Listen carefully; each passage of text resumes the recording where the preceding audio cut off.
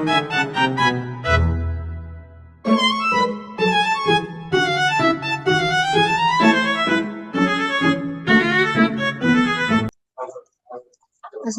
warahmatullahi wabarakatuh.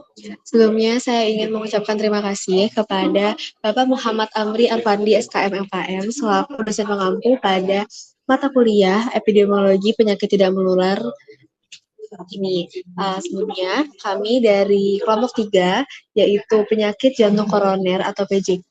Di sini saya Anissa Sobrina Dwi Saraswati selaku moderator pada kelompok kami. Next.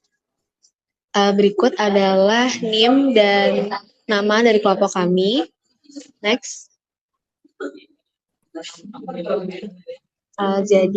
Dalam presentasi kali ini, kami akan membahas beberapa topik, yaitu distribusi, determinan, patogenesis, faktor risiko, dan strategi pencegahan dan pengendalian. Lalu, saya akan menjelaskan sedikit tentang penyakit jantung koroner. Penyakit jantung koroner ini adalah jenis penyakit jantung yang terjadi ketika arteri jantung tidak dapat memberikan cukup oksigen ke otot jantung karena penyempitan akibat penumpukan timbunan lemak yang disebut plak. Penyakit ini juga biasanya disebut dengan penyakit arteri koroner atau penyakit jantung iskemik. Selanjutnya ada tabel daftar review jurnal. Di sini sudah kami cantumkan hasil analisis kami kepada masing-masing jurnal. Selanjutnya akan dilanjutkan presentasi ini kepada teman-teman saya.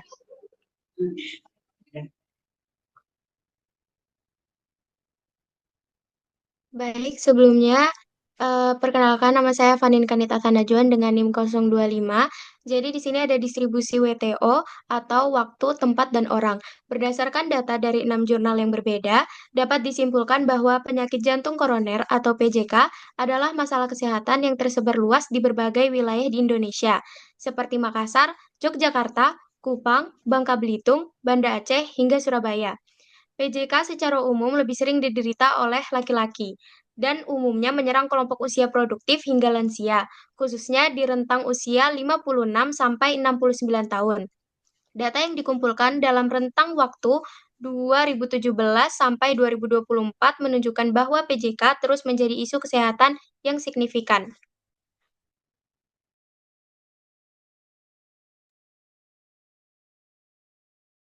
Baik, selanjutnya ada determinan atau penyebab dari penyakit tersebut. Berdasarkan 6 jurnal yang telah ditelaah, determinan atau penyebab penyakit jantung koroner dapat dibagi menjadi 2 kategori utama, yaitu ada yang tidak dapat diubah dan ada yang juga yang dapat diubah. Yang tidak dapat diubah itu melekat pada individu seperti usia, jenis kelamin, dan riwayat genetik atau keluarga. Kedua, faktor yang dapat diubah atau modifiable yang mencakup kebiasaan atau kondisi medis yang dapat dikelola. Faktor yang dapat diubah ini meliputi kebiasaan merokok, kurang aktivitas fisik, stres, obesitas, serta kondisi medis seperti hipertensi, diabetes mellitus, dan dislidemia atau kolesterol yang tinggi. Secara umum, faktor gaya hidup seperti merokok, stres, dan kurangnya olahraga menjadi pemicu utama PJK yang seringkali disoroti.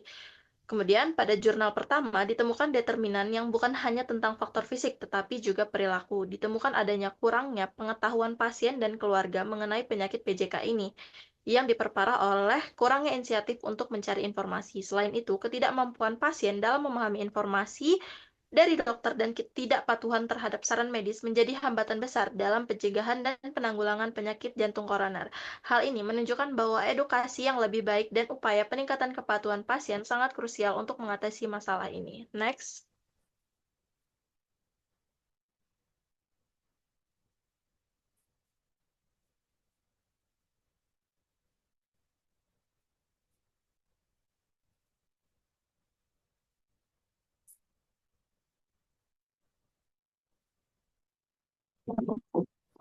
Baik, jadi selanjutnya ini adalah faktor patogenesis, di mana berdasarkan dari hasil analisis dari ke-6 jurnal yang berbeda, terdapat patogenesis dari faktor resiko yang berhubungan dengan kejadian penyakit jantung koroner atau PJK, seperti usia, jenis kelamin, riwayat genetik, kurang aktivitas fisik, stres, obesitas, kebiasaan merokok, pola makan yang tinggi, energi, serta kondisi medis seperti hipertensi, diabetes mellitus, dan juga dislipidemia, kolesterol tinggi. Dari jurnal keempat, terdapat patogenesis dari kebiasaan merokok, kurangnya aktivitas fisik, dan juga stres. Rokok bisa menjadi penyebab sakit jantung karena adanya zat beracun yang terkandung di rokok. Asap yang masuk ke dalam tubuh membawa zat-zat yang berbahaya. Merokok dapat meningkatkan detak jantung sehingga jantung butuh lebih banyak oksigen untuk membawa zat-zat untuk bekerja. Namun, kebutuhan itu sulit tercukupi karena adanya zat-zat racun dari rokok yang terkandung di dalam darah. Jantung berdetak lebih kencang untuk memompa darah yang mengandung oksigen ke seluruh tubuh. Akibatnya, jantung meski akibatnya jantung itu akan bekerja terlalu keras sehingga menyebabkan gangguan dalam jangka waktu tertentu. Selanjutnya itu malas bergerak dan kurang olahraga dapat membuat lemak menumpuk di pembuluh darah. Kondisi ini lambat laun bisa membuat pembuluh darah di arteri itu tersumbat, tumpukan lemak dan juga timbul adanya plak. Akibatnya darah serta nutrisi penting tidak bisa mengalir ke jantung hingga merusak otot dan juga dapat mengganggu kinerja jantung sampai dapat memicu serangan jantung. Selanjutnya, ketika kita stres, tubuh akan melepaskan hormon adrenalin dan juga kortisol, di mana kondisi ini membuat detak jantung dan juga tekanan darah meningkat. Napasan menjadi lebih cepat, serta otot pun menjadi tegang. Tubuh bisa memberikan reaksi positif ataupun negatif dalam merespons stres. Reaksi positif bisa berupa kemampuan beradaptasi, kewaspadaan yang meningkat, sedangkan untuk reaksi yang negatif ditandai dengan rasa cemas, rasa takut, dan juga disertai dengan berbagai keluhan fisik. Contohnya itu uh, penyakit jantung. Next. Perkenalkan, nama saya Najwa Salsabila dengan NIM terakhir 027. Selanjutnya ada faktor resiko.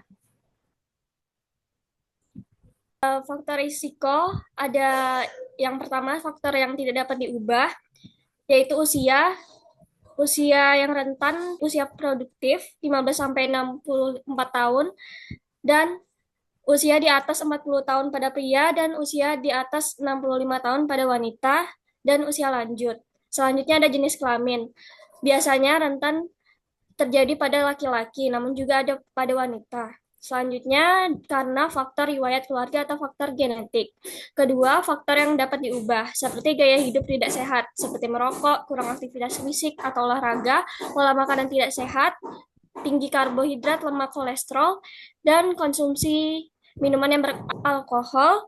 Selanjutnya ada stres dan kondisi medis seperti hipertensi, diabetes mellitus, HDL rendah, LDL tinggi, trigliserida tinggi, obesitas, atau overweight. Next.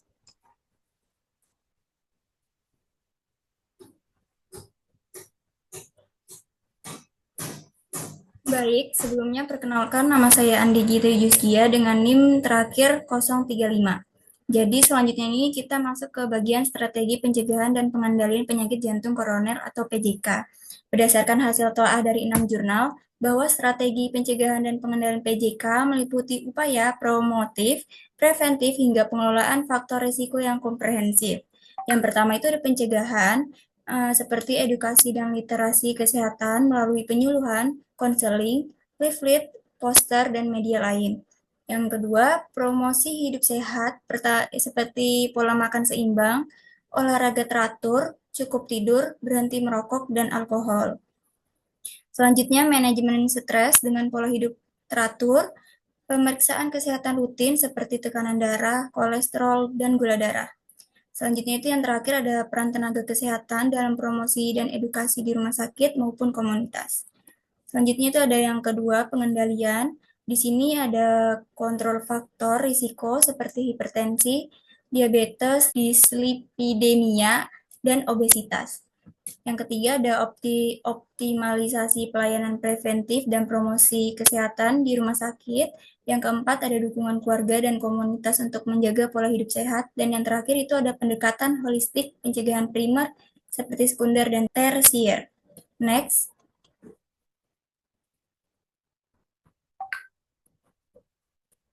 Baik, ya itu dia presentasi dari kelompok kami, saya ingin menyampaikan sedikit kesimpulan. Jadi penyakit jantung koroner atau PJK adalah masalah kesehatan utama dengan angka kejadian tinggi di Indonesia dan di dunia. PJK ini dipengaruhi oleh gaya hidup yang tidak sehat, faktor medis, serta determinan sosial.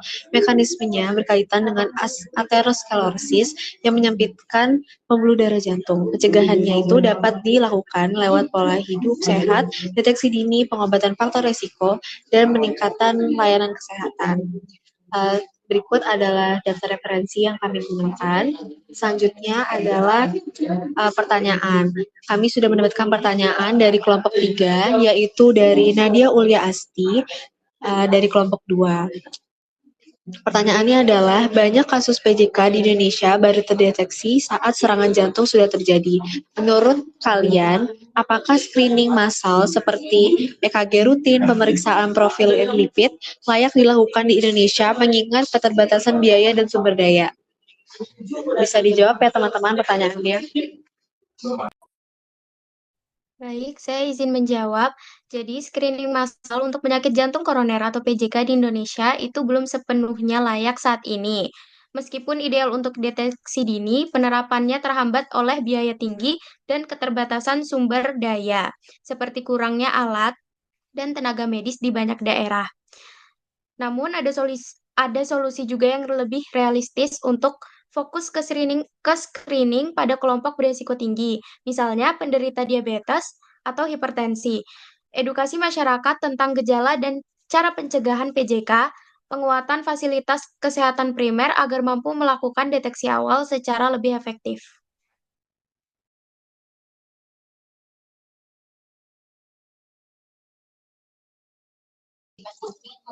Baik, terima kasih teman-teman atas waktunya. Terima kasih atas presentasi hari ini. Saya tutup. Wassalamualaikum warahmatullahi wabarakatuh.